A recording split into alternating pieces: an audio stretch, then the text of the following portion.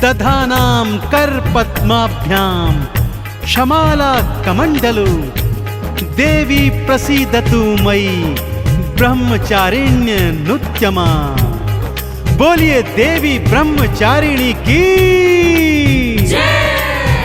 भक्तों, माँ दुर्गा नवशक्ति का दूजा पावन स्वरूप है देवी ब्रह्मचारिणी का।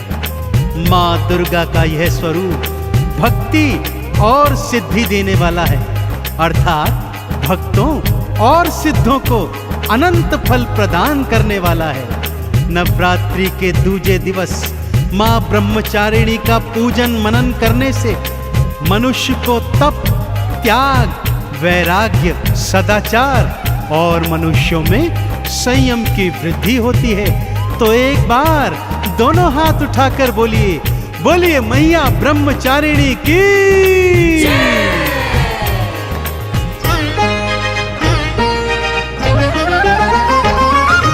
दुर्गा रूप निरंजनी दूजा ये अवतार है। ब्रह्मचारिणी माँ को ध्यान लो, सबका बेड़ा पार है। दुर्गा रूप निरंजनी दूजा ये अवतार है। ब्रह्मचारिणी माँ को ध्यान लो, सबका बेड़ा पार है। ब्रह्मचारिणी नमो नमः, आदि भवानी नमो नमः, जन कल्याणी नमो नमः, माँ वरदानी नमो नमः। ब्रह्मचारिणी नमो नमः, आदि भवानी नमो नमः, जन कल्याणी नमो नमः, माँ वरदानी नमो नमः।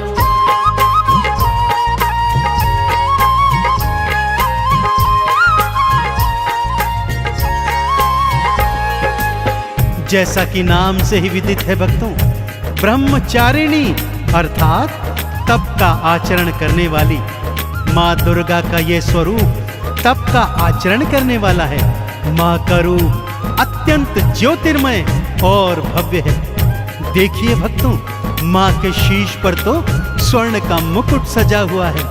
माँ श्वेत परिधान में सुसज्जित है। माँ के एक हाथ में जपमाला है तथा दूसरे हाथ में कमंडल।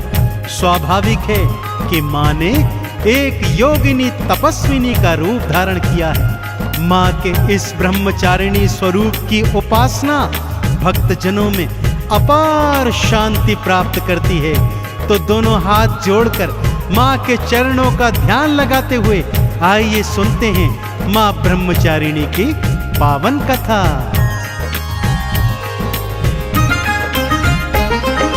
ब्रह्मचारिणी मैया भक्तों श्वेत वस्त्र को धारे है। जपमाला लेकर के हाथ में शिव का नाम उचारे है।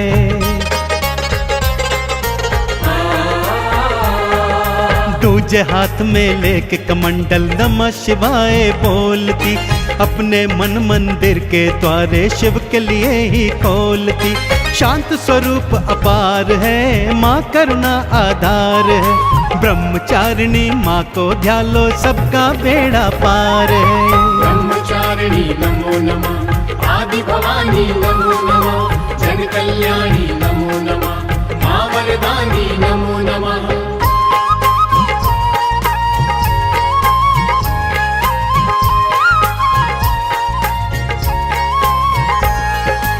भक्तों, पहले नवरात्र में माँ शैलपुत्री की पावन कथा में मैंने आपको माँ सती की मार्मिक और पावन कथा सुनाई थी। वही माँ सती इस जन्म में पर्वतराज हिमालय के घर में पुत्री रूप में अवतरित हुई। माता पिता बहुत प्रेम से पुत्री का लालन पालन करते थे, परंतु पुत्री के मन में तो भगवान शिव को वरण करने की लगन लगी हुई थी। वो तो खेल भी ऐसे खेलती थी भक्तों कि स्वयं दुल्हन बन जाती और भगवान भोलेनाथ को दूल्हा मान उनसे विवाह करती रहती। पहले तो माँ बाप ने ये बालपन समझकर इसको हंसी में उड़ा दिया, परंतु उन्हें ज्ञात नहीं था भक्तों कि ये कोई बाल हंसी नहीं है, ये तो जन्म जन्म का नाता है। आगे क्या होता है आइए सुनाता हूँ।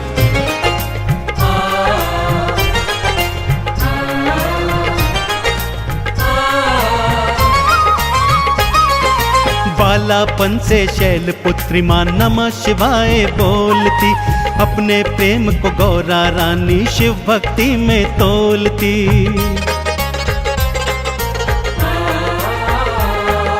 पहले तो मैया बाबा ने बात हंसी में उड़ाई है, पर गौरा की लगन देख के चिंता अब हो आई है। शिव इनके भगवान हैं, शिव ही इनका प्यार है, ब्रह्मचारिणी माँ को ध्यालो सबका बेड़ा पार है। ब्रह्मचारिणी नमो नमः, आदि भवानी नमो नमः, जन कल्याणी नमो नमः, माँ वरदानी नमो नमः।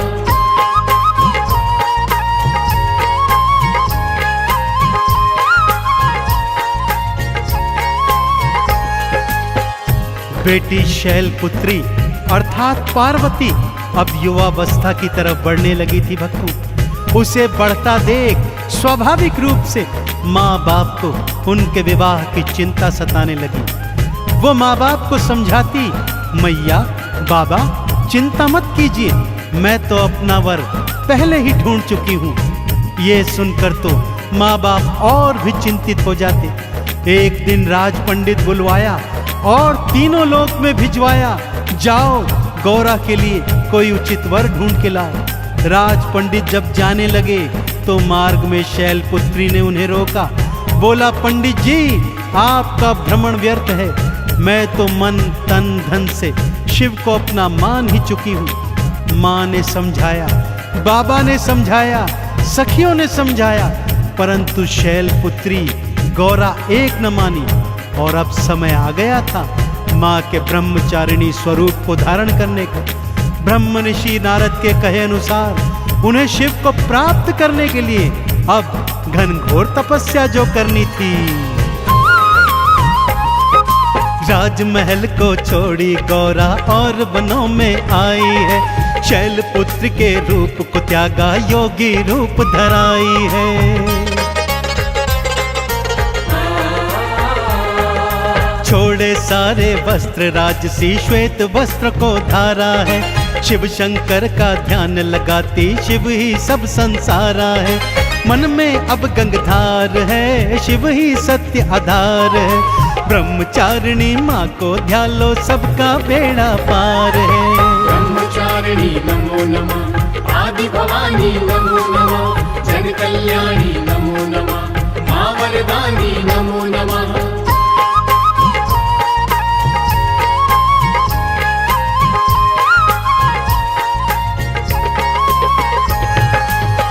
पूरे 1000 वर्षों तक माँ ओम नमः शिवाय मंत्र का जाप करती रही।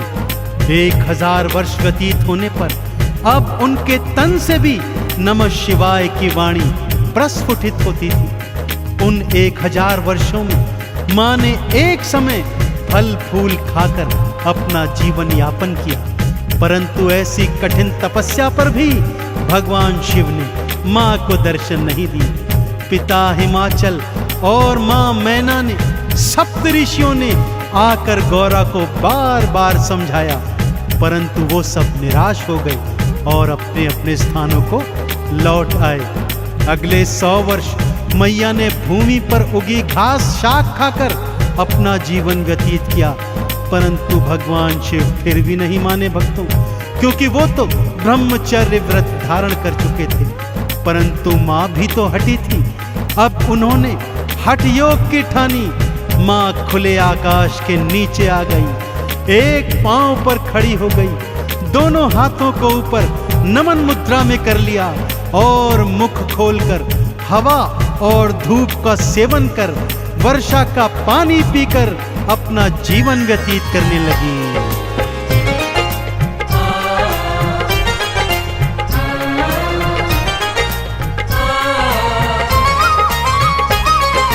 हवा धूप खाती थी मैया, वर्षा पानी पीती थी, नमः शिवाय मंत्र रात दिन मैया रानी जपती थी।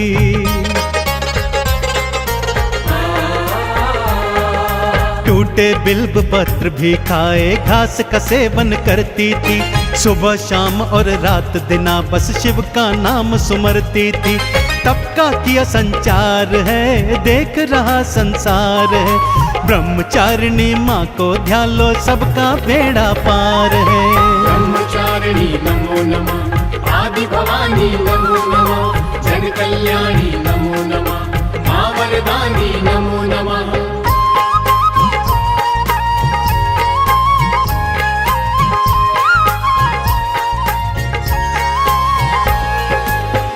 नमः शिवाय मंत्र का जप करते करते माँ की काया एकदम क्षीण पड़ गई। भक्तों, सभी देवी देवता, ऋषि मुनि, सप्त ऋषिगण माँ की शरण में आ गए। माँ के तप की भूरी भूरी प्रशंसा करी और माँ से प्रार्थना करी कि हे माँ, अब अपना तप समाप्त कीजिए, क्योंकि आप जैसा तप न तो इस सृष्टि में आज तक किसी ने किया है और ना ही कभी कोई कर पाएगा। सभी ने माँ शैलपुत्री गौरा को ब्रह्मचारिणी का नाम दिया। तभी से सबने मैया की ब्रह्मचारिणी बोलकर जय जय बुलाई। सभी ने मिलकर चंद्रमौली भगवान शंकर को भी समझाया कि हे प्रभु, ये जो अपर्णा घास पात खाकर आपका घनघोर तप करती है, यही ब्रह्मचारिणी पूर्व जन्म में सती थी। कृपया इनका वर्ण कीजिए। सबके मनाने पर भगवान शिव मान गए, माँ को दर्शन दिया और उनके संग बड़ी धूमधाम से विवाह किया। तब हुआ पूर्ण मैया का शिव शंकर ने दर्श दिया। सबके समझाने पर शिव ने माँ गौरा से ब्याह किया।